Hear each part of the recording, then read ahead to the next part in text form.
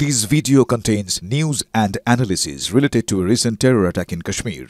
The content may include sensitive visuals and discussions that could be distressing to some viewers. Viewer discretion is advised. We strongly condemn all forms of violence and terrorism.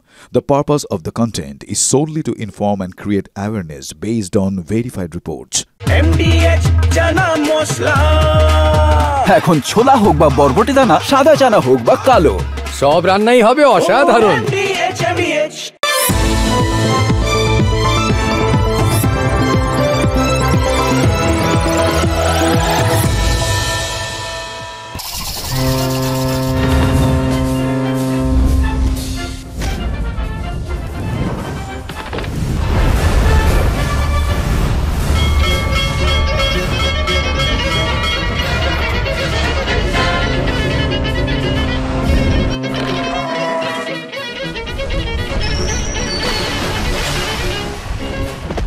Titanic ডুবেছিল 1912 সালে।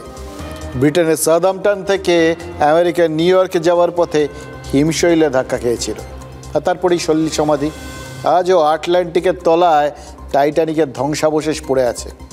এটা তো 2025। হিমশৈলে আবার একটা জাহাজ ধাক্কা খেয়েছে, Titanic না, ট্রাম্পটনিক। এবার এই জাহাজটা ডুববে কি না সেটা তো সময় বলবে, তবে আপাতত যা বোঝা যাচ্ছে তাতে ট্রাম্পটনিকে ফুটো হয়ে গেছে, জল ঢুকছে, জাহাজ ডোবার মতো পরিস্থিতি তৈরি হয়েছে। জাহাজটা ডুবতে পারে।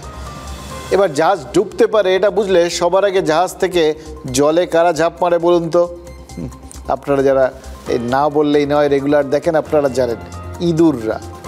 এবার ট্রাম্পটনিক থেকেও সদ্য একজন ঝাঁপ মেরেছেন, যার নাম এলন মাস্ক। মাস্ক বড় সড়ো ইঁদুর। এবার জাহাজ ডুবতে শুরু করলে ট্রাম্পের মতো ধড়িবাজ প্রাণীও যে ওই ডোবার সম্ভাবনাটা টের পাবেন না সেটা নিয়ে তো কোনো ভেবে লাভ নেই, নিশ্চয়ই পাবেন। আর মজার বিষয় কি জানেন? আমেরিকার প্রেসিডেন্ট ডোনাল্ড ট্রাম্প তার পাত্র, মিত্র, আমির, ওমরা, সৈন্য, সামন্ত, যেখানে যা আছে আর কি, তাদের সবাইকে বলে দিয়েছেন রাস্তায় মাস্ক মানে মুখোশ পরা লোকজন দেখলেই সঙ্গে সঙ্গে তাদের গ্রেফতার করতে হবে। এবার মাস্কে যে ট্রাম্পের এত রুচি হয়েছে তার কারণ তো শুধু ওই এলন মাস্ক নয়। সম্প্রতি এই লস অ্যাঞ্জেলসের যে পরিস্থিতি দেখা দিয়েছে সেটা তো আসল কারণ ট্রাম্পের এই মাস্ক অ্যালার্জির। এটা লস অ্যাঞ্জেলসের ছবি। আমেরিকার লস অ্যাঞ্জেলস জ্বলছে। রাস্তায় দাউ দাউ করে গাড়ি চলছে, একটা দুটো নয়, একটার পর একটা। মুখোশে মুখ ঢেকে যারা রাস্তায় নেমেছেন তাদের দেখা মাত্র গ্রেফতারের নির্দেশ দিয়েছেন ডোনাল্ড ট্রাম্প। কিন্তু কেন আমেরিকায় বিক্ষোভের আগুন জ্বলল? The recent terror attack in Boulder, Colorado has underscored the extreme dangers posed to our country by the entry of foreign nationals who are not properly vetted, as well as those who come here as temporary visitors and overstay their visas. We don't want them. এটা ট্রাম্পের সরকারি অবস্থান। এই কথা বলেই ভোটে জিতেছেন তিনি। আর দায়িত্ব পেয়েই যে কটা বিলে ঘ্যাস ঘ্যাস করে সই করেছেন তার মধ্যে ছিল অভিবাসন ঠেকাতে একের পর এক বিল। লোকজন বলছে ট্রাম্প নাকি গৃহযুদ্ধের মুখে দাঁড় করিয়ে দিয়েছেন আমেরিকাকে। সেই গৃহযুদ্ধের আঁচেই পড়ছে লস অ্যাঞ্জেলস। দ্বিতীয় দফায় ক্ষমতায় এসেই ট্রাম্প খড়গহস্ত। আমেরিকা মেক্সিকো সীমান্তে কড়াকড়ি করেছেন, আর কোনো অভিবাসীকে নাগরিকত্ব না দেওয়ার সিদ্ধান্ত নিয়েছেন। অনুপ্রবেশকারীদের ফেরত পাঠাতে শুরু করেছেন। গত এক সপ্তাহে প্রায় 150 জন অনুপ্রবেশকারীকে চিহ্নিত করার কাজ করেছেন। গ্রেপ্তার করা হয়েছে যার মধ্যে প্রায় 130 জনকে। তারপরেই ক্ষোভের আগুনে জ্বলছে লস অ্যাঞ্জেলস। পরিস্থিতি এতটাই খারাপ যে ন্যাশনাল গার্ড নামিয়ে দিয়েছেন ট্রাম্প। ন্যাশনাল গার্ড আমেরিকার সামরিক বাহিনীর একটা শাখা।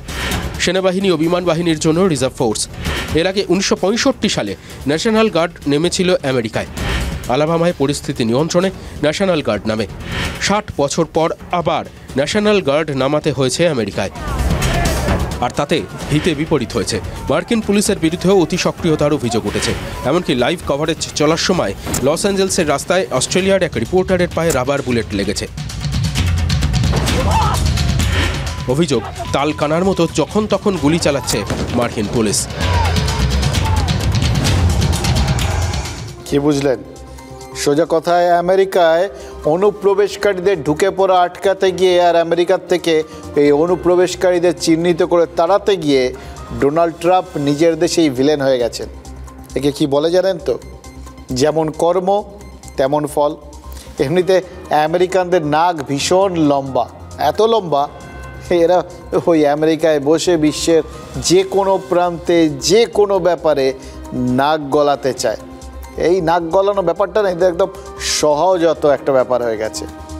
যে আমেরিকা দ্বিতীয় বিশ্বযুদ্ধ ছাড়া আর কোনো যুদ্ধে জেতেনি, ভিয়েতনাম থেকে শুরু করে ইরাক হয়ে আফগানিস্তান, যেখানে যেখানে যুদ্ধ করতে গেছে সেখানেই যে দেশটা পচা শামুকে পা কেটেছে, সেই দেশটার প্রেসিডেন্ট কিছুদিন আগেও বিশ্বকে যুদ্ধের হুঁশিয়ারি দিয়েছে। ভারত আর পাকিস্তানের সংঘর্ষ বিরতি কেন জরুরি এটা বলতে গিয়ে কদিন আগে ট্রাম্প বলেছিলেন যুদ্ধ যদি করতেই হয় তাহলে আমেরিকার করা উচিত, কারণ সারা দুনিয়ার সব থেকে বড় আর শক্তিশালী সেনাবাহিনী তো তাদেরই আছে, তাই যুদ্ধ করাটা তাদেরই সাজে। মানে বললাম না, কেউ যদি একটা সুপিরিয়রিটি কমপ্লেক্সে ভোগে না, মানে নিজেদের বিরাট বড় আত্মম্ভরিতা যদি এরকম জায়গায় চলে যায়, তারা সারাক্ষণ অন্য লোকজনকে ছোট করে, তাদের বোঝানোটাও লোককে ছোট করে বোঝানো। আচ্ছা, যুদ্ধ থামাবেন বলেছেন, খুব ভালো, তো সেটা বলতে গিয়ে দুটো দেশকে ছোট না করলে চলছিল না, নিজেরা কত বড় সেটা আগে বলে নিতে হবে, তারপর বাকি সব কিছু। ফলে যা হওয়ার তাই হচ্ছে। এতদিন ধরে উনি বলে এসছেন তারা যা বলবেন সেটাই শুনবেন, বাকিরা তাদের তো একটাই কাজ, তাদের কথাগুলোকে শোনা আর কথায় কথায় আমেরিকাকে জোহুজুর করা। এই যে ভারত বারবার বলছে না, অন্য কারোর কথায় নয় নিজের শর্তে নিজের ইচ্ছায় অপারেশন সিঁদুর আপাতত তারা স্থগিত রেখেছে, প্রয়োজন বুঝলে আবার পাকিস্তানকে উত্তম মধ্যম দেবে, কেউ ঠেকাতে পারবে না। এটাই ট্রাম্পের ভাল লাগছে না। তিনি ভেবেছেন যেভাবে পাকিস্তানকে নাকে দড়ি দিয়ে ঘোরাচ্ছেন, যেভাবে বাংলাদেশে ইউনুসের মতো পুতুলকে ব্যবহার করছেন, ঠিক সেভাবেই ভারতীয়দেরও শাসন করবেন, কিন্তু সেগুলো তো বালি। তাই তিনি নাকি কান্না কাঁদছেন। এই নিয়ে 11 বার মার্কিন প্রেসিডেন্ট দাবি করেছেন তিনি না থাকলে ভারত আর পাকিস্তানের মধ্যে নাকি পরমাণু যুদ্ধ হয়েই যেত।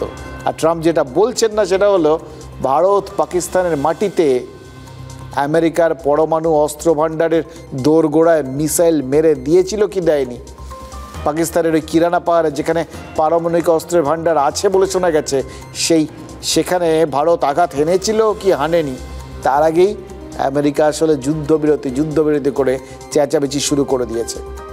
কারুর কথায় নয়, কারুর কান্নাকাটিতে নয়, কোনো কর্তৃত্ব ফলাতে নয়।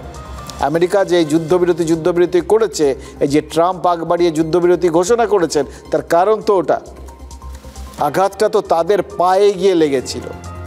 ওই কিরানা হিলসের অ্যান্টি চেম্বারের লকটা নাকি আমেরিকার তৈরি। এখানেই তো প্রশ্নটা, আমেরিকা কাদের অস্ত্র পাহারা দিচ্ছে, নিজের নাকি পাকিস্তানের? দেখুন, 98 সালে পাকিস্তান পরমাণু অস্ত্রের পরীক্ষা করেছিল। অনেকেই বলেন যে চীন নাকি গোপনে পরমাণু অস্ত্র সরবরাহ করেছিল পাকিস্তানকে, কিন্তু আমেরিকা যে পাকিস্তানের পরমাণু অস্ত্রের ভাণ্ডার বা সেই অস্ত্র ভাণ্ডারের কাছাকাছি থাকা বিমান ঘাঁটিগুলোকে ব্যবহার করছে, সেটা তো অপারেশন সিঁদুরের পর 2-1 পাকিস্তানি বলতে শুরু করেছেন। এবার এই বিষয়গুলো যদি সত্যি হয়, যদি সত্যি পাকিস্তানের মাটিতে আমেরিকার পারমাণবিক অস্ত্রশস্ত্রগুলো রাখা থাকে, তাহলে সেটা যে পাকিস্তানের বিরুদ্ধে ব্যবহার করা হবে না এটা তো পরিষ্কার। তাহলে কাদের বিরুদ্ধে ব্যবহার করা হবে সেটাও বুঝতে পারছেন। আমেরিকা যে চীন বা ভারতের কথা ভেবে এ কাজ করেনি তার কোনো গ্যারান্টি আছে? কারণ এই উপমহাদেশ তো বটেই, বিশ্বজুড়ে শক্তির ভরকেন্দ্র, অর্থাৎ গ্লোবাল পাওয়ার হিসেবে যারা মর্যাদা পায় তাদের মধ্যে তো এখন আমাদের দেশ আর আমাদের প্রতিবেশী চীন রয়েছে। শক্তির বিচারে যে কটা কাঁটা আমেরিকার সামনে রয়েছে তার মধ্যে তো এই 2 দেশ আছে। তো কাঁটা দিয়ে কাঁটা তোলার জন্য পাকিস্তানকে যদি আমেরিকা ব্যবহার করে, তাহলে তাদের উদ্দেশ্য তো খুব একটা মহৎ নয়, এটা তো পরিষ্কার বোঝা যাচ্ছে। ট্রাম্প যতই মধ্যস্থতার কথা বলুন, যতই ওই নাটক করুন, ভারত যেটাকে লাভের গুড় খেতে দিচ্ছে না, সেটা তো তার এই বারবার আত্মম্ভরিতা, বারবার এক কথা বলা, এগুলোর মধ্যে দিয়ে পরিষ্কার। মানিয়ে ছাড়বেন আর কীরকম ব্যাপার। মুশকিল হচ্ছে যতই চাইছেন কিছুতেই হচ্ছে না। আর সেই জন্যই তো তিনি ওই শুল্ক নীতির থেকে শুরু করে সামরিক নীতি সব কিছুতেই পরিষ্কার করে দিচ্ছেন তিনি কিন্তু সহজে ছাড়বেন না। ট্রাম্প যতই জ্যাঠামশাই সাজতে চান, যতই ভারত পাকিস্তান বা রাশিয়া ইউক্রেনের মধ্যে মধ্যস্থতার নাটক করুন, এবার কিন্তু তার নিজের লেজে আগুন লেগেছে। অভিবাসন নীতি কঠোর করতে গিয়ে আমেরিকায় প্রায় গৃহযুদ্ধ বাঁধিয়ে বসে আছেন আমেরিকার প্রেসিডেন্ট। এবার লোকজন বলছে অন্যের বিষয়ে নাক গলানোর আগে ট্রাম্প আগে নিজের দেশে শান্তি ফিরিয়ে দেখান, তারপর তো অন্য দেশের কথা বলবেন।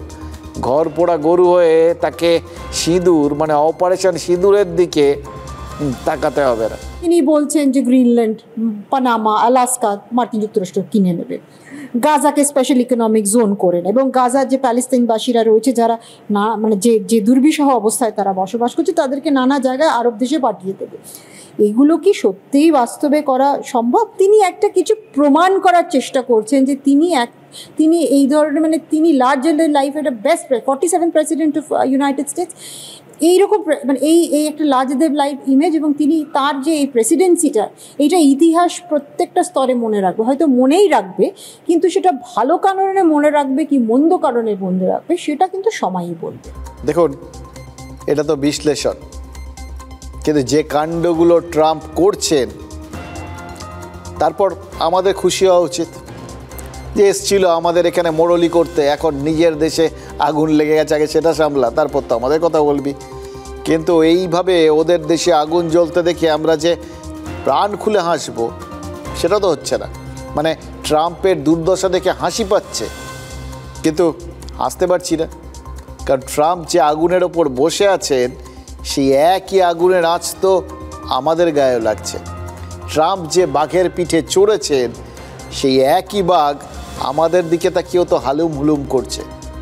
নদিয়ার কৃষ্ণগঞ্জে এমন একজনের খোঁজ পাওয়া গেছে যার একই অঙ্গে বহুরূপ, বলতে পারেন যিনি সর্বধর্ম সমন্বয় না হোক হিন্দু মুসলিম সমন্বয়ের একদম মূর্ত প্রতীক।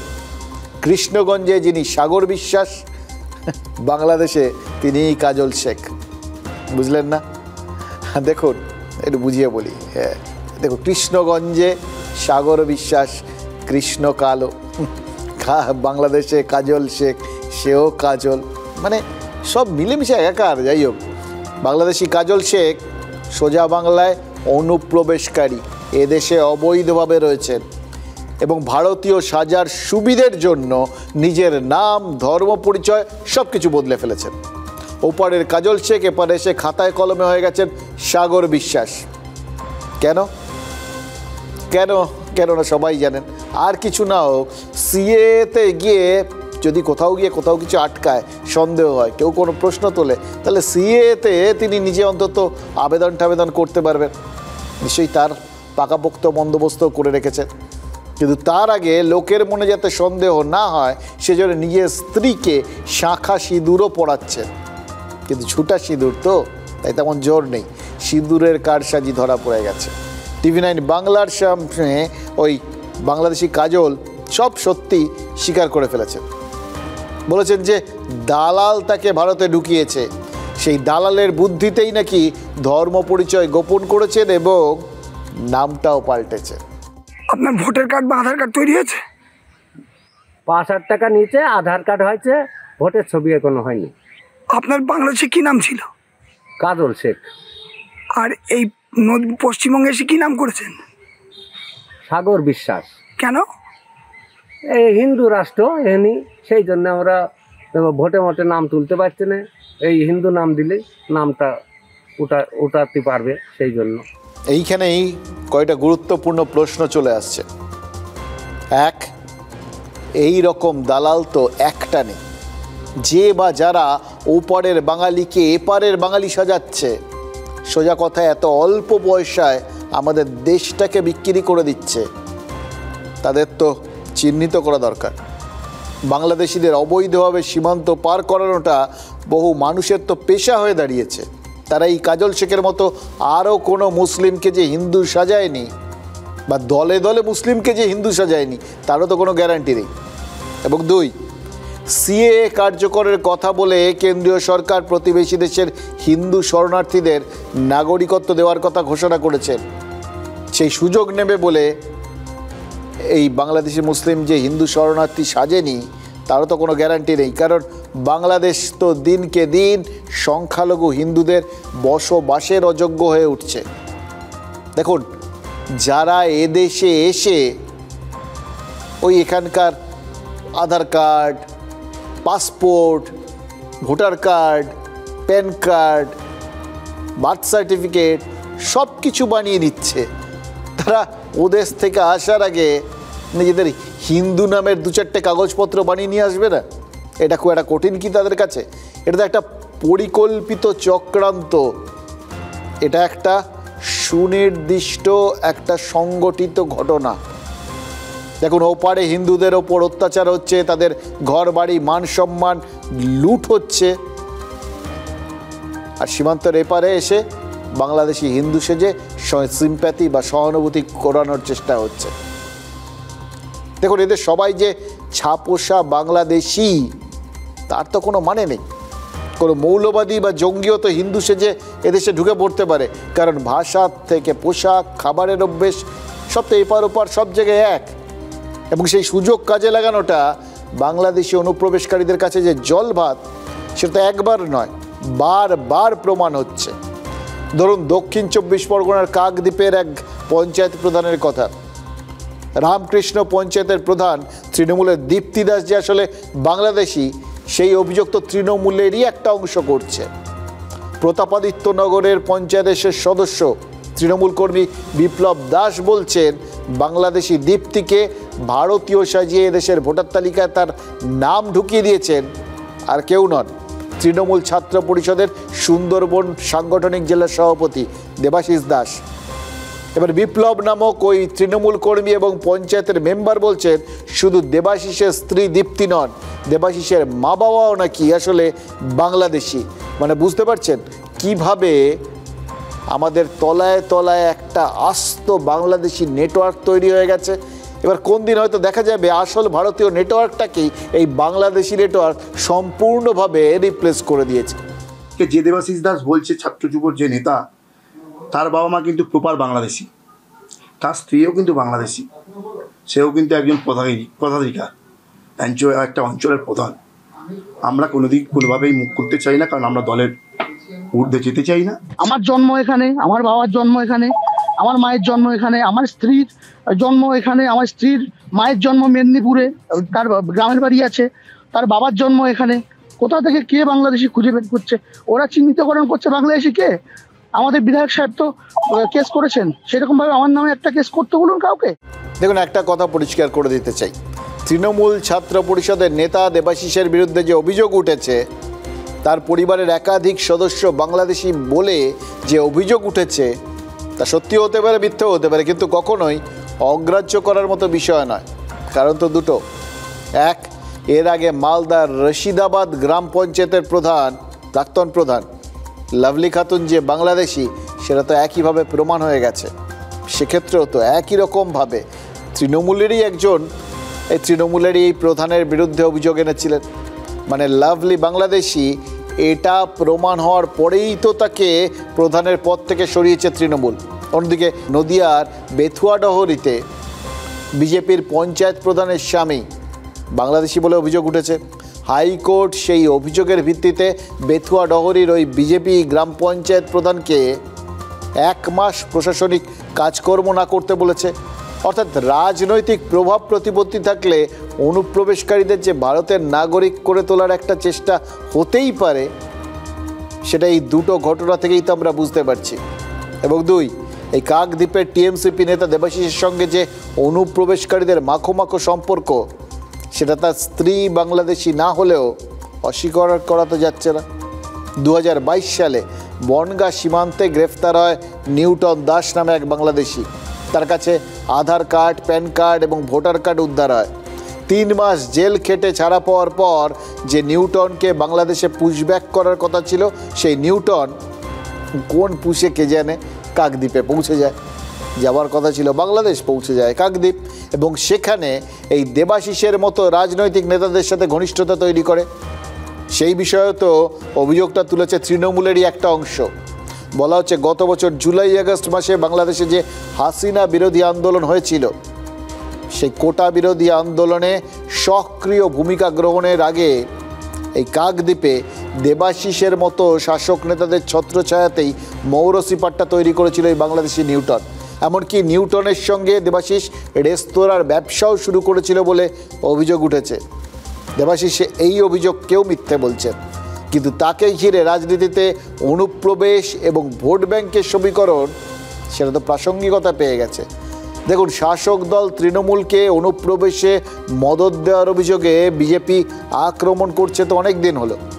এবার সেই আক্রমণ আরও জোরদার হচ্ছে। পাল্টা সীমান্তে নজরদারির অভাবের কথা বলে বিএসএফ তথা কেন্দ্রের দিকে আক্রমণের মুখ ঘুরিয়ে দেওয়ার চেষ্টা করছে তৃণমূল, সেটাও তো অনেক দিন হলো। কিন্তু এই আক্রমণ প্রতি আক্রমণের মাঝখানে এই দেশে দিব্যি যে একটা ওই বললাম বাংলাদেশি ভারতীয় এরকম একটা শ্রেণী তৈরি হয়ে যাচ্ছে, সেটাও তো অস্বীকার করা যাচ্ছে না। দেবাশিস দাসের সঙ্গে তার সুসম্পর্ক ছিল। 2022 শেষের দিকে এরকমই সময় উনি অ্যারেস্ট হয়, এবং সেই সময় আমি মিথ্যেও বলবো না, কারণ দেবাশিসের সঙ্গে সে ছাত্র যুবর নেতা, তখন আমরা একসঙ্গে যাতায়াত করতাম, ওঠা বসা ছিল। সেই সময় সেও গিয়েছিল তাকে ছাড়ানোর জন্য। প্রতিনিয়ত এখানে আসলে 6 মাস এখানে থাকতো এবং 6 মাসের জন্য বাংলাদেশে যেত। আমার নামে যদি মিথ্যা অভিযোগ যদি করে থাকে কেউ, তার পরিপ্রেক্ষিতে আমাকে কিছু বলার প্রয়োজন মনে করি না। কোন রাজ্যে আমরা বসবাস করি যে রাজ্যের সরকার অনুপ্রবেশকারীদের ভোটার বানানো, দলের সমর্থক বানানো, দলের কর্মী বানানো, এই সব কাজ লাগাতার ভাবে করে গিয়েছে। সীমান্তকে দেখে অমিত শাহের সীমান্ত রক্ষী বাহিনী, ব্যর্থতা সম্পূর্ণভাবে বিএসএফ এর অমিত শাহ দপ্তরে। একদম ঠিক বলেছেন কুণাল ঘোষ। দেখুন, কার ব্যর্থতা সেটা তো পরের কথা, কিন্তু এইভাবে যদি ঢুকে পড়তে থাকে লোকজন, তারপর যে সে শাসক দলই হোক বা বিজেপি হোক, এরা যে তাদের সদস্য করার আগে এদের যে পরিচয়পত্র যাচাই করবে, তাদের অতীত যাচাই করবে, এটা তো হয় না। তাহলে সিস্টেমটা আরও গোড়াতে আটকানো দরকার, তাই না? যদি এই ছাঁকনি দিয়ে এদের সবাইকে ছেঁকে বার করার কাজটা সরকার এবং প্রশাসন না করে, তাহলে কে করবে? এবং এই ছাঁকনিটা তো একদম কেন্দ্রীয় সরকার থেকে শুরু করে রাজ্য সরকার, সব সরকারেরই থাকা উচিত। শুধু ওই কে কোথায়, এই যে কোথায় তৃণমূলের মধ্যে কে বাংলাদেশি ঢুকে বসে আছে আর কোথায় বিজেপির মধ্যে কে বাংলাদেশি ঢুকে বসে আছে, এটার জন্য এদের দিকে আঙুল তুললে চলবে না। যেটা তুলতে হবে বা যেটা বুঝতে হবে, এটা একটা স্যাম্পল সার্ভে মাত্র, যেখানে রাজনৈতিক দলগুলোর মধ্যেও একজন বাংলাদেশি এদেশে এসে এদেশের মানুষ বনে গিয়ে তাদের মধ্যে ঢুকে পড়তে পারে এবং তাদের হয়ে জনপ্রতিনিধি হয়ে যেতে পারে। তাহলে জলটা যে নাকের ওপর দিয়ে বইতে শুরু করেছে, এটা কিন্তু শাসক বিরোধী সবকটা রাজনৈতিক দলকে বুঝতে হবে এবং তাদের একত্রিত হয়ে হাতে হাত মিলিয়ে কাজ করতে হবে, যাতে কিছু টাকার বিনিময়ে কেউ এই দেশটাকে বিক্রি করে দিতে না পারে। দেখুন, বাংলাদেশে বসে নিউটন দাবি করেছে কিভাবে সে এদেশের ভোটার তালিকায় নাম তুলছে, এবং সেই দাবিও সত্যি না মিথ্যে সেটা তো প্রমাণ সাপেক্ষ। অনুপ্রবেশ সংক্রান্ত সমস্ত অভিযোগই তদন্তের বিষয়, কিন্তু যেটা তদন্ত না করেও বোঝা যাচ্ছে সেটা তো হলো এই অনুপ্রবেশকে কেন্দ্র করে তৃণমূলে একটা ফাইটিং স্পিরিটের আমদানি হয়েছে, নিজেদের মধ্যে লড়াইয়ের। এবার এই অনুপ্রবেশটা কাদের মদতে, এই প্রশ্নের উত্তর দিতে গিয়ে তৃণমূলের একটা অংশ অন্য একটা অংশের দিকে আঙুল তুলছে। এবার এটা কি সত্যি সত্যি লড়াই নাকি মক ফাইট, মানে ছদ্ম লড়াই? এটা তৃণমূলের মাথা ব্যথা। কিন্তু আপাতত আরও যে কিছু কিছু জায়গায় তৃণমূল ফাইট করছে এবং সেসব ক্ষেত্রে যে এই ফাইটিংটা গান ফাইট বা বম্ব ফাইটেও রূপান্তরিত হচ্ছে, সেটা তো রাজ্যবাসী বিনা পরিশ্রমে বুঝতে পারছে। অর্থাৎ তৃণমূল বনাম তৃণমূল, সোজা কথায় তৃণমূলের গোষ্ঠীদ্বন্দ্ব এই গরমে চরমে উঠেছে।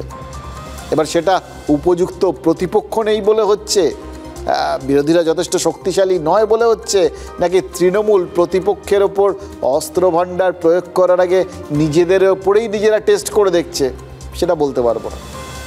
কিন্তু তা বলে শাসক দলের এই লড়াই নিয়ে সবাই যে একটু চাপে পড়ছেন না, তাও তো হয় না। কারণ এই মুহূর্তে ওই দেখবেন তৃণমূলের নেতারা এই কথায় কথায় বলেন, আরে এখন তো বেশিরভাগ লোকই তৃণমূল, ফলে কিছু হলে এক তৃণমূলের কারোর গায়ে ওটা পড়বে, সেটাই তো স্বাভাবিক। সেটা যদি হয় তাহলে এই লড়াইটা যে আরও ছড়িয়ে যাবে না, এবং সেটাও ওই তৃণমূলের ইনার ফাইট বলেই চিহ্নিত হবে না, সেটাও তো গ্যারান্টি দিয়ে বলা যায় না। ফলে আজকের দিনে দাঁড়িয়ে আমাদের এই চারপাশে কে যে বাঘের পিঠে চড়েছে এবং বাঘটা কতটা হিংস্র সেটা বুঝিয়ে বলতে গেলে আজকে আরও কিছু কথা বলে ফেলতেই হবে, যে কথাগুলো আপনারা জানেন আজকের দিনে বলা অত্যন্ত জরুরি, না বললেই নয়।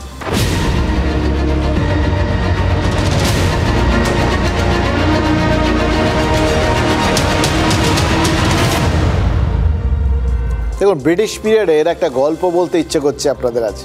বলি, ইস্ট ইন্ডিয়া কোম্পানির শাসন চলছে তখন। কড়া এক ইংরেজ অফিসার জানতে পারলেন কোনো এক কর্মচারী নাকি ঘুষ খাচ্ছে।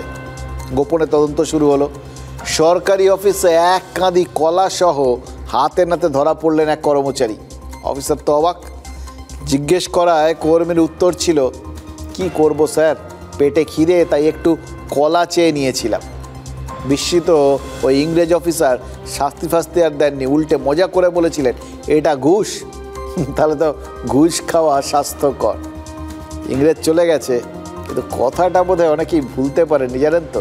তাই স্বাস্থ্য ভালো রাখতে আজও ঘুষ খান অনেকেই। এবার ঘুষ যে রোখা যাবে না সেটা ইংরেজ বুঝেছিল, তাই ভারত ছাড়ার আগে ঘুষ ব্যাপারটাকে শিলমোহর দিতে চেয়েছিল, একদম আইনগতভাবে পাকাপোক্ত করে দিয়েছিল। 1943 সাল নাগাদ কানপুরে একটা হাসপাতাল তৈরি হচ্ছিল। দ্বিতীয় বিশ্বযুদ্ধের কারণে হাসপাতাল দ্রুত তৈরি করতে হবে, কিন্তু চিফ ইঞ্জিনিয়ার যিনি দায়িত্বে ছিলেন তিনি গড়িমসি করছেন। একদিকে দ্বিতীয় বিশ্বযুদ্ধ, আরেকদিকে ভারত ছাড়ো আন্দোলন। নাজেহাল ব্রিটিশ সরকার তখন একটা উপায় বের করলো। চিফ ইঞ্জিনিয়ারকে তার প্রাপ্য ছাড়াও অতিরিক্ত 5% ঘুষ হিসেবে দিল, সরকারিভাবেই দিল।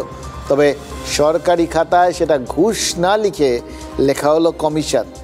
ব্যাস, কাজ ঝটপট শুরু হলো, শেষও হয়ে গেল ঠিক সময়। খেয়াল করবেন, ঘুষ আর কমিশনে ফারাক আছে। ফারাকটা ভালো করে বুঝতে গেলে আপনাদের ব্রিটিশ পিরিয়ড থেকে বর্তমান পিরিয়ডে আসতে হবে, যেতে হবে জোড়াসাঁকোয়। এবার জোড়াসাঁকোর নাম শুনলেই তো আপনাদের মাথায় শুধু ওই কবিগুরুর কথা আসে তো, কিন্তু এখন জোড়াসাঁকোর কথা ভাবলে শুধু রবি ঠাকুরের কথা না, রাজনীতির কথাও মাথায় আসে। 138 নম্বর বলরাম দে স্ট্রিট নিজেদের বাড়ি সারাই করছিলেন এক দম্পতি। পলেস্তারা খসে পড়েছে, রংটং করতে হবে। অভিযোগটা কি শুনবেন? নিজের বাড়ি মেরামত করতে গেলে 30,000 টাকা নাকি দিতে হবে, এটাই নাকি কমিশন। এবার ঘুষ আর কমিশনের ফারাকটা ক্লিয়ার হলো। ইংরেজ দ্রুত হাসপাতাল চেয়েছিল, তাই কমিশন দিয়েছিল, কিন্তু জোড়াসাঁকোর বাড়ির মালিক তিনি কেন কমিশন দিতে যাবেন? আর ঘুষ যে দেবে তার নিজস্ব লাভ আছে, কিন্তু কমিশন যিনি দেবেন তার লাভ তো নাও থাকতে পারে। কমিশনকে অনেকে হপ্তা বা তোলা বলেন, অনেকে কাটমানিও বলতে পারেন। আমরা কিচ্ছু বলছি না, যা বলার বলছেন শাসক দলেরই এক কাউন্সিলর, বলছেন শাসক দলেরই ডাকা বুকা এক নেতার বিরুদ্ধেই। শুধু বলেননি, তৃণমূল নেতা সঞ্জয় বক্সির বিরুদ্ধে একদম অভিযোগ তুলে চিঠি চাপাটিও করে বসেছেন কাউন্সিলর রাজেশ সিনহা। এবার দল সেটা খতিয়ে দেখবে, কি পুলিশ তদন্ত করবে, এসব বলতে পারবো না, জানেন তো। এগুলো খবর করা অবধি আমরা জানি, তারপর কি হয় কেন হয় সেগুলো কিছুই আজকাল বুঝে উঠতে পারি না। তা আপনারা যদি সেগুলো বোঝেন দেখুন। তবে নিজের বাড়ি সারাই করতে গেলেও যদি 30,000 টাকা কমিশন দিতে হয়, তার চেয়ে কমিশন ব্যাপারটাকে আইনি করে দিলেই তো হয়। কোনো বিতর্কও থাকবে না, কোনো অভিযোগও থাকবে না, কমিশনের অঙ্কেও একটা ভারসাম্য থাকবে। ব্রিটিশ করার চেষ্টা করেছিল, শেষ পর্যন্ত পারেনি। এবার ব্রিটিশদের অসমাপ্ত কাজ আমাদের নেতারা করে দিলেই পারেন। অসমাপ্ত কাজ সমাপ্ত করার রাজনৈতিক অধিকার সেটা তো একমাত্র নেতাদেরই রয়েছে। রিপেয়ারিং করছেন, যে রিপেয়ারিংগুলো উনি করছিলেন সেগুলো পারমিটেবল অ্যাকর্ডিং টু কেএমসি ল। তারপরে কিছুদিন কাজ করতে করতে হঠাৎ একদিন দুপুরবেলা সঞ্জয় বক্সি আর সুশান্ত দত্ত এই দুজন গিয়ে তাকে অনেক অশ্লীল ভাষায় কথা বলে ধমক টমক দেয়, তাদের কাছে কিছু টাকা চায়। এইভাবে আমি সেটা মেয়রকে লিখিত একটা অভিযোগ জানিয়েছি। যে কাউন্সিলর চিঠি দিচ্ছেন তার ওয়ার্ডে রেকর্ড ভোটে পিছিয়ে আছে তৃণমূল, ঠিক আছে, রেকর্ড ভোটে তৃণমূল পিছিয়ে আছে। ফলে মানে জনসংযোগ আরও দরকার, নিবিড় জনসংযোগ দরকার। তো ফলে কে কিভাবে কেন কি হলো ওগুলো তো দেখা উচিত। কুণালদা হয়তো জানেন না যে এই ওয়ার্ডে শ্রী পরিবারের যে পার্ট, নিজের কাউন্সিলর ইলেকশনে নিজের পার্ট উনি হারতেন। নিজের পার্ট হারার মানেটা কি? আমার দল জানে, আমার দলের যারা নেতা তারা সবাই জানে 30,000 টাকা আমি ঘুষ নিতে যাব বা কাটমানি নিতে যাব, এ অপ্রাসঙ্গিক। আমরা আইনের আশ্রয় নেব। কলকাতা শহরে এমন বহু ওয়ার্ড আছে, সেখানে আপনি যদি এসি কিনে এসি লাগাতে যান, আপনাকে তৃণমূল নেতাকে নজরানা দিতে হয় তোলাবাজি করতে। পুলিশও কগনিজেন্স নেয় না, আর পুলিশকে বলেও কোনো লাভ হয় না। দেখুন 24-এর লোকসভা ভোটে শহরের অন্তত 47টা ওয়ার্ডে পিছিয়ে গেছিল তৃণমূল। কমিশন বলুন বা কাটমানি, অন্যতম দায়িত্ব এই অভিযোগগুলোই। দলের অন্দরের বার্তা তো সেরকম। কুণাল ঘোষ কি সেটাই মনে করিয়ে দিলেন? কিন্তু কাকে মনে করালেন? অভিযুক্ত সঞ্জয় বক্সির বদলে অভিযোগকারী রাজেশ সিনহাকে। দল কি তাহলে অভিযুক্তের বদলে অভিযোগকারীকেই কাঠগড়ায় তুলল? নিজেদের পক্ষে কোনো অন্যায় হলে সেই অন্যায়ের দায়টা প্রতিপক্ষর ঘাড়ে ফেলাটা, সেটা কিন্তু রাজনীতির একদম গোড়ার কথা, বেসিক রুল। এবার জোড়াসাঁকোর ঘটনায় বেসিক ইস্যুটা কি? গৃহস্থর থেকে কমিশন আদায়, অথচ সেটার বদলে সঞ্জয় বক্সি বনাম রাজেশ সিনহার দ্বন্দ্ব সেটাই প্রকট হয়ে উঠল। কিন্তু কমিশনটার দায় টাকার। ধরে নিচ্ছি কমিশনের অনুপ্রবেশ ইংরেজ আমলেই হয়েছিল, তাই কমিশনের ব্যাপারটার দায় বামেদের ঘাড়ে চাপবে না, এটা ইংরেজ আমলের দায়। কিন্তু অনুপ্রবেশের দায়, ওটাতে তো ওরা দ্বন্দ্ব রয়েছে, কেন্দ্র বনাম রাজ্যের দ্বন্দ্ব। অনুপ্রবেশের ঘটনায় কাকদ্বীপের নিউটনের কথা জানতে পেরেছিলাম। এবার সেই নিউটনের লালন পালনে দেবাশিস নামে এক তৃণমূল নেতা, এটা কার কাছ থেকে জানতে পারছি? আরেক তৃণমূল নেতার কাছ থেকে। জোড়াসাঁকোয় 30,000 টাকার কমিশনটা, ওটাও তো তৃণমূলের নেতাই জানিয়েছেন। একজনের সাথে আরেকজনের দ্বন্দ্ব রয়েছে, তাই জানতে পারছি। মাঝে মাঝে কি মনে হয় জানেন, এই গোষ্ঠীদ্বন্দ্ব জিনিসটা না থাকা ভালো। কত কিছু অজানা বিষয় জানতে পারছি বলুন তো, না থাকলে জানতে পেতাম। সেই লাইনগুলো আছে না, মনে আছে আপনাদের? নেই বলে তাই খাচ্ছ, থাকলে কিসে পেতে, এ প্রায় সেরকম। বিজ্ঞাপনের একটা ট্যাগ লাইন আছে, দাগ আচ্ছে হ্যাঁ। আমরা তাই বলতেই পারি দ্বন্দ্ব আছে হ্যাঁ। গোষ্ঠীদ্বন্দ্ব না থাকলে এত বোমা যে মজুত হয়ে আছে এটা তো জানা যেত না। মুর্শিদাবাদের রেজিনগরের কথাই ধরুন, তৃণমূলের গোষ্ঠীদ্বন্দ্বে মুড়কির মতো বোমা পড়েছে। লুটপাট ভাঙচুর এগুলো তো সব ফ্রি, বোমা পড়লে লুটপাট এই সমস্ত হবে টবে, এগুলো তো রাজনীতির কম্বো অফার। দেখুন মুখ্যমন্ত্রী বারবার বলেছেন পুলিশকে যেখানে যত বেআইনি অস্ত্র শস্ত্র বোমা আছে সব উদ্ধার করতে। পুলিশ নাকি সব করে ফেলেছে। তারপরেও যখন দরকার পড়ছে গাদা গাদা এরকম বোমা ঠোমা বেরিয়ে আসছে, অস্ত্র শস্ত্র বেরিয়ে আসছে। তার মানে কোথায় কি লুকিয়ে আছে এটা পুলিশ খুঁজে পাচ্ছে না। তাই জন্যে কি এই গোষ্ঠীদ্বন্দ্বটার স্ট্র্যাটেজি, মানে যত বেশি গোষ্ঠীদ্বন্দ্ব হবে তত বেশি ওই সমস্ত লোকানো অস্ত্র শস্ত্র বোম এগুলো সব বেরিয়ে আসবে, তাহলে পুলিশের পক্ষে উদ্ধার করতে সুবিধা হবে। অথবা যে ক্ষেত্রে উদ্ধারের ব্যাপার থাকবে না সেক্ষেত্রে পুলিশকে তো নিয়ে গিয়ে আবার সেগুলোকে ডিফিউজ করতে হয়, বোমগুলোকে নিষ্ক্রিয় করতে হয়, নাহলে আবার মাঝে মধ্যে সেগুলো ফেটে যায়। এই কিছুদিন আগে ডায়মন্ড হারবারে ওখানে ফেটে গেছিলো। তো তার থেকে ভালো নিজেরাই একবারে ডিফিউজ করে দিচ্ছে। মানে গোষ্ঠীদ্বন্দ্ব কত উপকারী বুঝতে পারছেন তো। দেখুন রেজিনগরের বিধায়ক রবিউল আলম চৌধুরী বনাম প্রাক্তন ব্লক সভাপতি আতাউর রহমান গোষ্ঠীর সংঘর্ষ চলছে তো চলছে, এটাও গোষ্ঠীদ্বন্দ্ব। শুধু রেজিনগর নয়, ডোমকলেও তুমুল গোষ্ঠীদ্বন্দ্ব। গভীর রাতে ডোমকল পুরসভার 21 নম্বর ওয়ার্ডের শাসক দলের দুটো গোষ্ঠীর মধ্যে বোমাবাজি হয়েছে। তার মানে কত জায়গায় কত পরিমাণ বোমা ডিফিউজ হচ্ছে, নিষ্ক্রিয় হচ্ছে, ভাবতে পারছেন? লোকানো অস্ত্রশস্ত্র কীভাবে সব কিছু বেরিয়ে আসছে, নষ্ট হয়ে যাচ্ছে। ভাগ্যিস এটা ভেবে সবাই নিশ্চিন্ত হতে পারেনি, এগুলো তো অ্যাটলিস্ট আমাদের ওপর প্রয়োগ হবে না। রাস্তার মোড় এসে আমাদের বাড়িতে বলছে আতা পথে বাড়ি ভেঙে এবার এসে দৌড় পার করে দুটো মোটরসাইকেল ভেঙে দিল, সব ধানের বস্তা মস্তা লিপালি গেল। ওরা বম মারতে মারতে চলে আসছে, ওইদিকে বম মারছে, আমি এইখানে 2-3টে মেরেছে। ধরেন সে বম তো পুলিশে লিখেছে। তো আমাদের ঘর দুটো লুটপাট করে নিয়ে গেছে, উপরে কাঁচ ফাঁস সব ভেঙে দিয়েছে আর কি। দুর্ভাগ্যজনক যে এই রাজ্যের পুলিশ মন্ত্রী তথা মুখ্যমন্ত্রী তিনি রাজ্যটাকে দুষ্কৃতীদের আস্তানা গড়ে তোলবার ক্ষেত্রে প্রত্যক্ষ বা পরোক্ষভাবে সহায়তা করেছেন। তারই পরিণতিতে এই ধরনের বোমাবাজি, গোলাগুলি, খুন, হত্যা এই ধরনের ঘটনাগুলো সংঘটিত হচ্ছে। যাই বলুন, পুজো আসছে এটা বোঝা যায় কাশফুল ফুটলে, আর ভোট আসছে এটা বোঝা যায় এই বোম টোম ফাটা বাড়লে। আরও মিল আছে, পুজোর সময় জামা কাপড়ের দোকান, জুয়েলারি শোরুম থেকে গুঁড়ো মশলা সবাই অফার দেয়, তেমনই ভোটের আগে রাজনৈতিক দলগুলোর থেকে অফার পাওয়া যায়। সন্দেশখালীতে বিরোধী দল নেতা শুভেন্দু অধিকারী তো এরকমই অফার দিয়েছেন, 500,000 টাকার বিনিময়ে শাখা পলা বিসর্জন দেবেন না, বিজেপি ক্ষমতা এলে 3,000 টাকা দেবে। বক্তব্য জলের মতো পরিষ্কার, তাও বলতে হবে। লক্ষ্মীর ভাণ্ডার 2021-এ 500 টাকা ছিল, 2024-এ 1000 টাকা হয়েছে। শুভেন্দু অধিকারী হয়তো বলতে চেয়েছেন এরপর সরকার বড় জোর 2000 টাকা পর্যন্ত যেতে পারবে, আমরা একেবারে 3000 টাকার অফার দিয়ে দিচ্ছি। মানে লক্ষ্মীর ভাণ্ডারকে বিজেপি মেনে নিচ্ছে। তার মানে প্রকৃত উন্নয়ন না করে ভোট কেনার যে অভিযোগ বিজেপি তোলে সেটাকেই তারা স্বীকৃতি দিয়ে দিচ্ছে। এটা কিন্তু মমতা বন্দ্যোপাধ্যায়ের বিশাল রাজনৈতিক সাফল্য।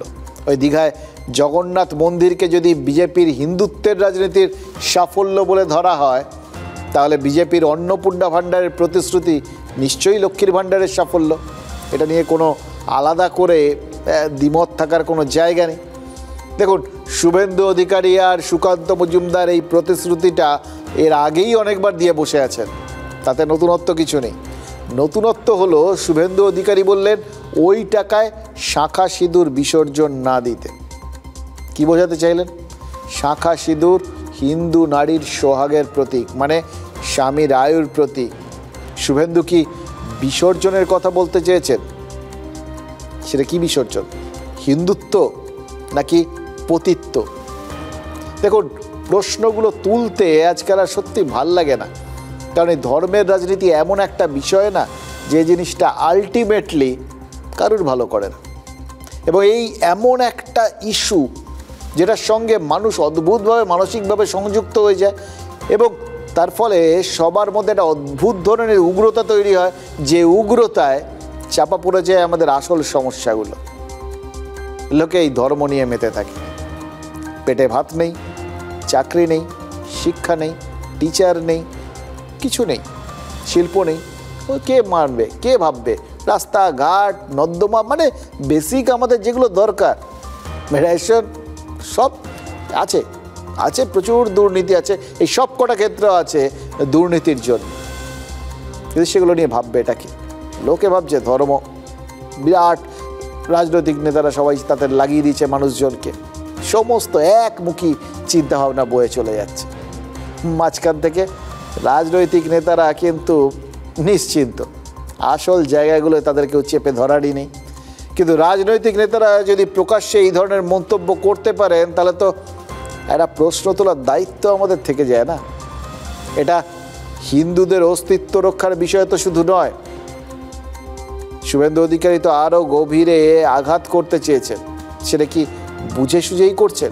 আমরা কথা দিতে পারি, উত্তরপ্রদেশ দেখছেন, আসাম দেখছেন, আমাদের আনুন, আরো ভালো কিছু দেখতে পাবেন। মায়েরা 500,000-এর কাছে শাঁখা পলা সিঁদুরকে বিসর্জন দেবেন না। এই ধরনের এগুলো হচ্ছে চটুল দায়িত্বজ্ঞানীন মন্তব্য। বাংলার মা বোনকে অপমান করা, বাংলার মা বোন কখনোই সেই শাঁখা পলা বিকিয়ে দেওয়ার মতো মানসিকতায় চলেন না। সেখানে নিজের রাজনৈতিক হতাশা থেকে যদি এই ধরনের কথাবার্তা বলা হয়, এটা তো বাংলার মা বোনদের অপমান করা। যেদিন বিজেপি আসবে এই রাজ্যে না, পরের মাসের 1 তারিখে 3000 ঢোকাবো, কথা দিয়ে গেলাম। এইগুলোতে এর আগে তাহলে ওনারা ভিখারি অনুদান এগুলো বলছিলেন কেন? যদি এখন কেউ বলেন আমরা ক্ষমতায় এলে এত টাকা দেব। তো তাহলে মমতা বন্দ্যোপাধ্যায় যখন এই ইনোভেশনটা দেখিয়ে, মমতা বন্দ্যোপাধ্যায় যখন বাংলার মা বোনেদের কথা ভেবে লক্ষ্মীর ভাণ্ডারটা চালু করলেন, তখন বিরোধিতা করেছিলেন কেন? আর তখন যদি বিরোধিতা করেছিলেন, তাহলে আজকে বাড়াবার কথাটা আসছে কোথার থেকে? বাড়িয়েছেন তো মমতা বন্দ্যোপাধ্যায় বাড়িয়েছেন। শুধু একটা অদ্ভুত নতুন ইস্যু, বুঝলেন তো, এই সিঁদুর টিঁদুর নিয়ে। এটা দেখে অবাক হওয়ার কিছু নেই, এটা তো হওয়ারই ছিল। সিঁদুর নিয়ে একটা ছোটোখাটো যুদ্ধ হয়ে গেল, আর বাংলায় রাজনীতি হবে না। প্রধানমন্ত্রী নরেন্দ্র মোদী যখন আলিপুর দুয়ারের সভায় নাম না করে রাজ্যকে নিশানা করলেন, সে কথা মনে করুন তো। সেই সভাতেই মোদির মঞ্চে দাঁড়িয়েই সুকান্ত মজুমদার বলেছিলেন এবার অপারেশন বাংলা হবে, আর তার জবাবে মমতা বন্দ্যোপাধ্যায় বলেছিলেন মোদি সিঁদুর বেচতে এসছেন। মানে বাজারটা কিন্তু তখনই বসে গেছিল। এখন বিকিকিনিটা একটু চাঙ্গা হয়েছে, এখন মানে ওই আড়তদার থেকে বিষয়টা হাটে এসে পড়েছে, তাই জন্য আমার আর আপনার সবার নজরে পড়ছে। আসলে ব্যাপারটা ছিল, আছে, থাকবে এবং যতদিন যাবে এরপর আপনার দুয়ারে চলে আসবে। দুয়ারে সিঁদুরের অপেক্ষায় থাকুন। প্রধানমন্ত্রীর সভা থেকে আমি বলেছিলাম অপারেশন বাংলা হবে, মুখ্যমন্ত্রী রাগ করেছিলেন। এক সময় নিজেকে চালা বলে দাবি করে ঘুরে বেড়াতেন, দ্বিতীয়বার বললেন পাহারাদার, এখন আবার বলছেন সিঁদুর বেচবেন। সিঁদুর এভাবে বেচা যায় না, সিঁদুরটা মা বোনেদের আত্মসম্মান। বেচাবেচির কারবারে ভারতীয় জনতা পার্টি বিশ্বাস করেন না, কেনা বেচাতে আপনি বিশ্বাস করেন। আপনার বারবার তৃণমূল কংগ্রেস এই সিঁদুরকে অপমান করছেন। উনি সিঁদুর বেচে বেড়াচ্ছেন, হাজবেন্ডরা বউদের সিঁদুর পরায়, এটা ওনার জানা উচিত। মহিলাদের সম্মান দিতে শিখুন, আর বেশি আমাকে বলাবেন না। এই বাকযুদ্ধ বহুদূর গেছিল, আর সেটা সোশ্যাল মিডিয়ায় বহুদিনের খোরাক হয়েছে, কিন্তু মূলধারার অধিকাংশ সংবাদ মাধ্যম সেটা এড়িয়ে চলেছে। এটা আমাদের দায়িত্ববোধ। দেখুন, রাজনীতিকরা অনেক সময় বাউন্ডারি লাইনটা খেয়াল করেন না, কিন্তু আমরা রাখি। তারা আবার আমাদের মাঝে মধ্যেই চান্স পেলে দেখে দেন। যাই হোক, মুখ্যমন্ত্রী সরাসরি প্রধানমন্ত্রীকে আক্রমণ করার পর কেন্দ্রীয় স্বরাষ্ট্রমন্ত্রীও তো নেতাজি ইন্ডোরের সভায় সরাসরি মুখ্যমন্ত্রীর নাম ধরে আক্রমণ করেছিলেন। ছায়াযুদ্ধটা কিন্তু শেষ হয়ে যায়নি, এখনও আরও অনেকগুলো পর্যায়ে আসা বাকি আছে, এটা আমরা বুঝে গেছি।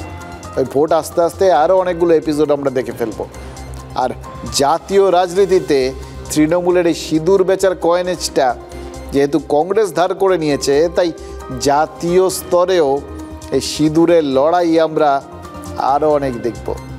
জাতীয় সংবাদ মাধ্যমে কংগ্রেসের এক মুখপাত্র মোদিকে সিঁদুরের সওদাগর বলেছেন। এই সওদাগর উপমাটা আবার নরেন্দ্র মোদীর পক্ষে বেশ লাকি। 2007 গুজরাতে গিয়ে সোনিয়া গান্ধী মোদিকে মত কা সওদাগর বলেছিলেন।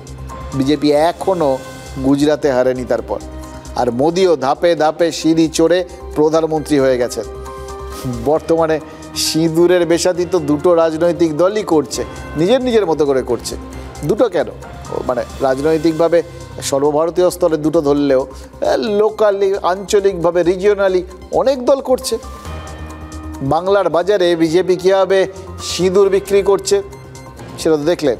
হিন্দু মহিলার সিঁথির সুরক্ষার কথা বলতে তারা এই সিঁদুরের প্রসঙ্গটা টেনে আনছে। পহেলগাঁওয়ে হিন্দু বেছে বেছে গণহত্যা করেছে জঙ্গিরা। ভারত প্রত্যাঘাতের নামও রেখেছে অপারেশন সিঁদুর।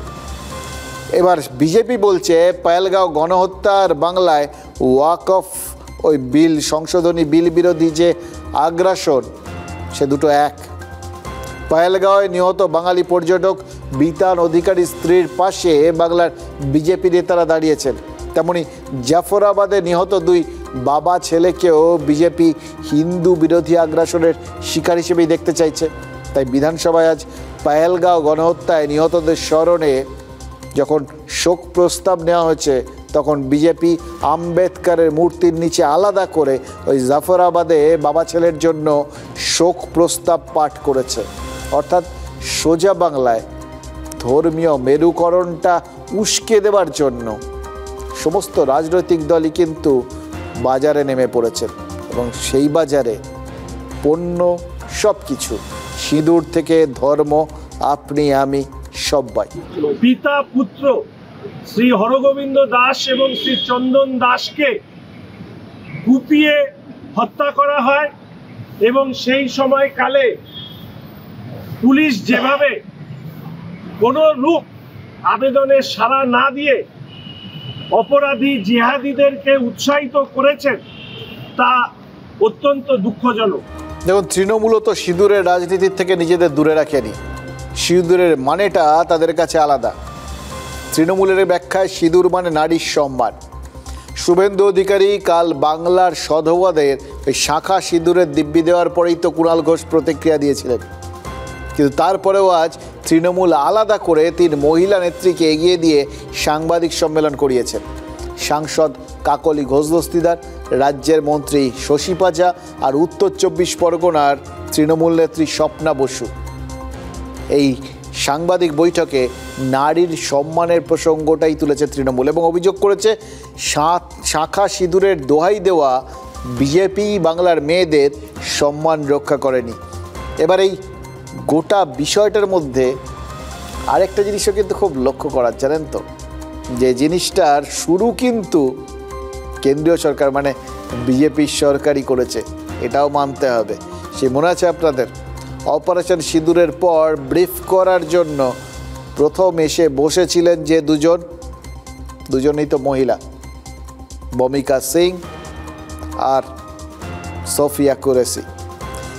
এর আগেও নির্বাচনের সময় তাদের একজন প্রার্থী, তিনি তখন একজন জাস্টিসের চেয়ারে বসেছিলেন, তিনি মমতা বন্দ্যোপাধ্যায় সম্বন্ধে বলছিলেন যে মুখ্যমন্ত্রীর দাম কত। 2000 টাকা দাম দিচ্ছ সন্দেশখালীর ওই রেখা পাত্রকে, তুমি কি, তোমার দাম কত?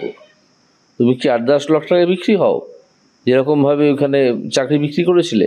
যখন প্রাক্তন সভাপতি দিলীপ ঘোষ মাননীয় মুখ্যমন্ত্রীকে বারমুডা পড়তে বলেন, প্লাস্টার কাটা হয়ে গেল, ব্যান্ডেজ বাঁধা হয়ে গেছে, আর পা তুলে তুলে সবাইকে দেখাচ্ছেন। শাড়ি পরে আছেন, একটা পা ঢাকা একটা খোলা, এরকম শাড়ি পরতে দেখিনি। যদি পাটা বার করে রাখবেন, শাড়ি কেন বারমুডা করতে পারেন?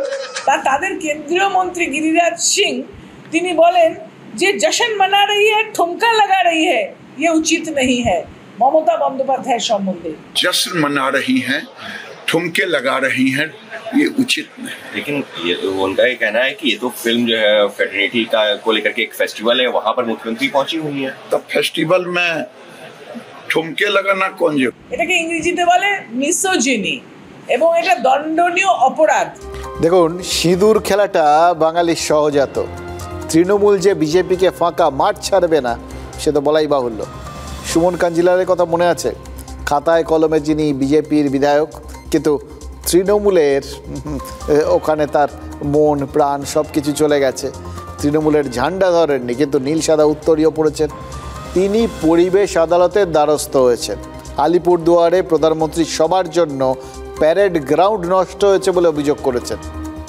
মজার ব্যাপার কি জানেন, 29শে মে আলিপুরদুয়ারে প্রধানমন্ত্রী যে প্রশাসনিক সভা করেছিলেন তাতে স্থানীয় বিধায়ক হিসেবে সুমন কাঞ্জিলালও আমন্ত্রিত ছিলেন। সুমন কাঞ্জিলাল তো অফিসিয়ালি এখনও বিজেপির বিধায়ক, আনঅফিসিয়ালি কোন দলের বিধায়ক সেটা বাংলায় কারোর অজানা নয়, কিন্তু তাহলেও শুধু সিঁদুর বেচার অভিযোগ তো নয়, প্রধানমন্ত্রীকে ঘুরিয়ে তো অন্যভাবেও নিশানা করা হচ্ছে। এটা কি চাপে রাখার কৌশল, যাতে বিধানসভা নির্বাচনের আগে প্রধানমন্ত্রীর সভা আয়োজন করতে গিয়ে বিজেপির রাজ্য নেতৃত্ব একটু দ্বিধায় থাকে? সমস্ত মানুষের এবং সমস্ত এনজিওদের বক্তব্য যে এই মাঠকে আগামী দিনে এর সবুজকে সুরক্ষিত রাখতে হলে নিশ্চিতভাবে গ্রিন ট্রাইব্যুনাল বা পরিবেশ আদালতের দ্বারস্থ হওয়া প্রয়োজন। ফলে তাদের প্রত্যেকের যে সম্মান বা চিন্তাধারা সেটাকে মর্যাদা দিয়ে আমি এবার কলকাতায় এসে পরিবেশবিদদের সঙ্গে আরও বিস্তারিত আলোচনা করে পরিবেশ আদালতে দ্বারস্থ হওয়ার সিদ্ধান্ত নিয়েছি। দেখুন, অপারেশন সিঁদুরের সঙ্গে মিষ্টি করে অপারেশন সবুজ জুড়ে দিয়েছে তৃণমূল। সেই 2011 সালেই বাংলায় রেড সিগন্যাল গ্রিন হয়েছিল, খবরের কাগজে হেডলাইন হয়েছিল। এবারে বিজেপি গ্রিনকে গেরুয়া করতে চায় আর তৃণমূল সবুজকে বাঁচিয়ে রাখতে চায়। সুমন কাঞ্জিলালের সবুজ বাঁচাও অভিযান শুধু প্রাকৃতিক নয়, রাজনৈতিকও বটে। কিন্তু তৃণমূল দাবি করে তারা নাকি রং দেখে না। আজকেই শশী পাজা অভিযোগ করেছেন তারা 2,21,00,000 মহিলাকে লক্ষ্মীর ভাণ্ডার দেন, কিন্তু শুভেন্দু অধিকারী শাখা সিঁদুরের উল্লেখ করে পরিষ্কার করে দিয়েছেন যে অন্নপূর্ণা ভাণ্ডার শুধুমাত্র একটা সম্প্রদায়কে দেওয়া হবে।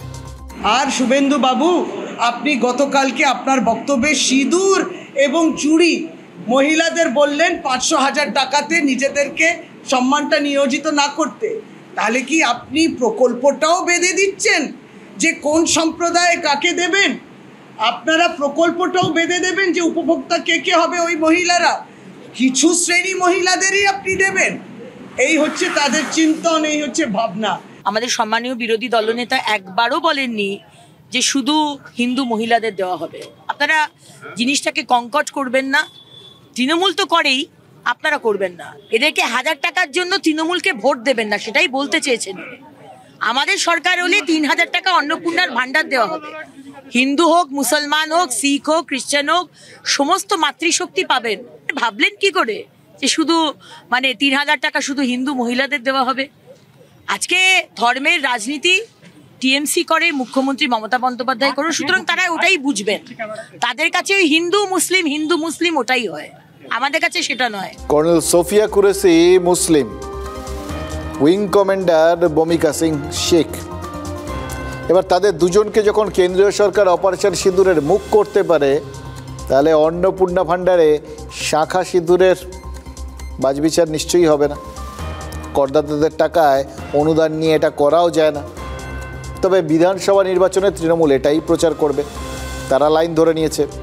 2021-এ প্রচার হয়েছিল বিজেপি এলে এনআরসি সিএ কার্যকর করে মুসলিমদের তাড়িয়ে দেবে, তাই নিয়ে নৌসাদ সিদ্দিকী ক্ষোভ উগড়ে দিয়েছিলেন।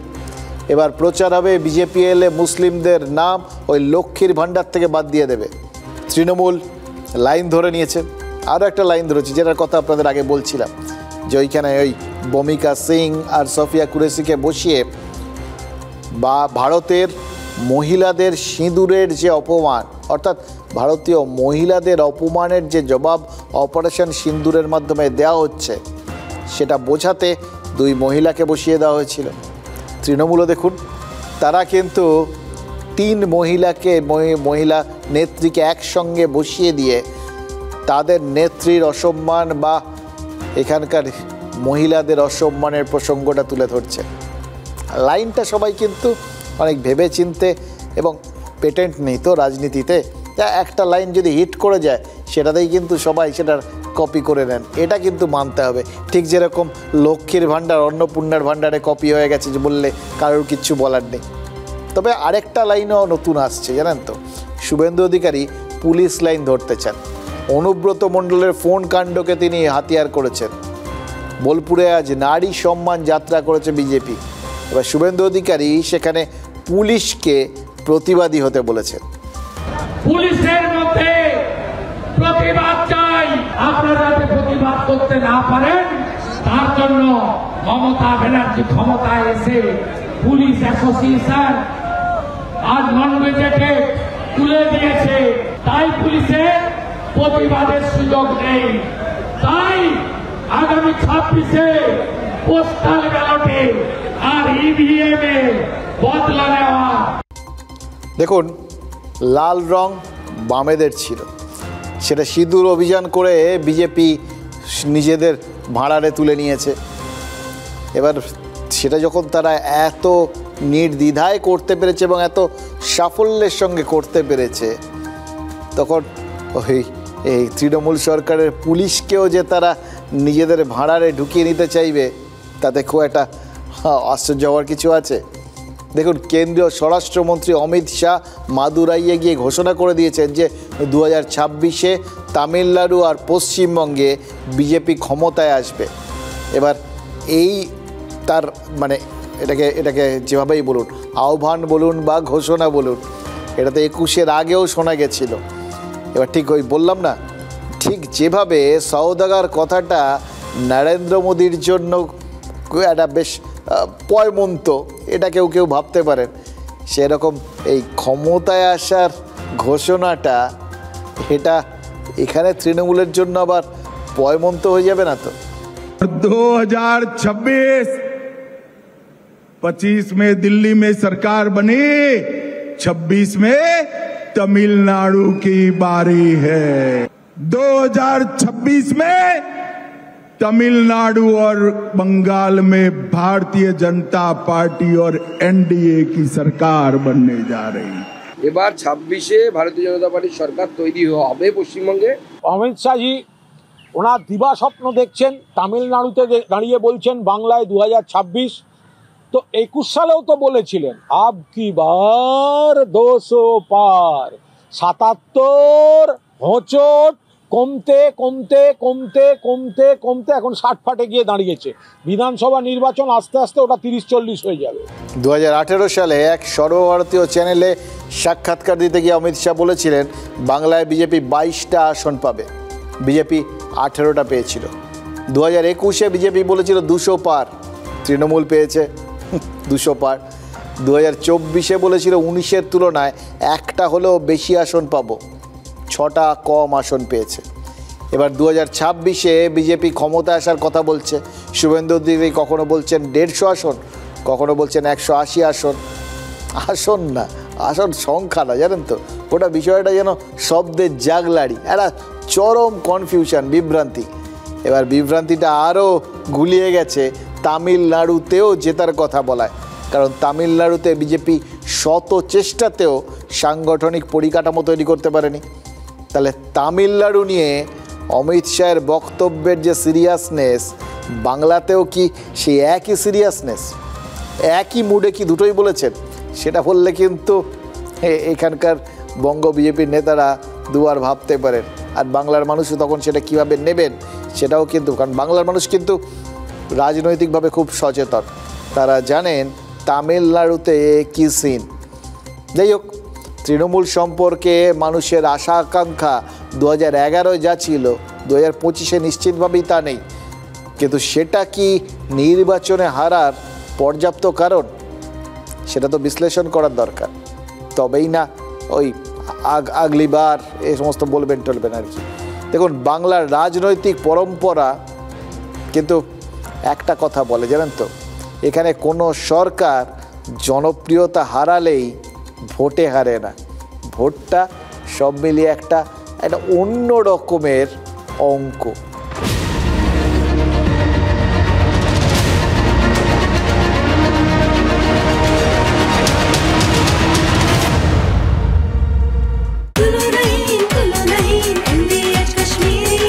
আরে কম দে কিন্তু খাঁটি দে, MDH কাশ্মীরি লাল লঙ্কার গুঁড়ো।